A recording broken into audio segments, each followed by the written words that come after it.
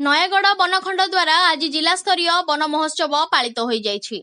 नयागढ़ आंचलिक परिवहन कार्यालय तथा नवोदय विद्यालय निकटरे थिबा बाघरडी पहाड़ निकटरे अनुष्ठित 71तम जिला स्तरीय वन महोत्सव कार्यक्रम में भिसी माध्यम नयागढ़ विधायक तथा मंत्री डॉक्टर अरुण कुमार साहू जोगदे सहर को सबुज सुंदर करने वन विभाग कार्य को प्रशंसा करथिबा बेले सारा राज्य में 8 कोटी वृक्षरोपण करने को लक्ष्य धार्य करा जायथिबा एवं नयागढ़ बनखंड अंचल में लगा जाउथिबा वृक्षर सठिक रक्षणाबेक्षण उपरे गुरुत्वारोप करबा पई परामर्श देथिले।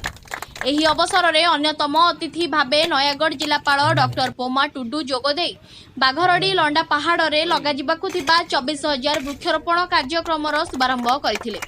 कांफा योजना 15 हेक्टर अंचल में निम करंज सीमारुआ आंब पणस राधाचूड़ा बौल बाहाड़ा आदि वृक्षरोपण कराजिबाकु लक्ष्य धार्य करा जायथिबा जणा जायछि। जिले में परिवेश सुरक्षा पाई एही पहाड़ सबुज सुंदर हेबार आवश्यकता थिबा अतिथि माने गुरुत्वारोप करथिले।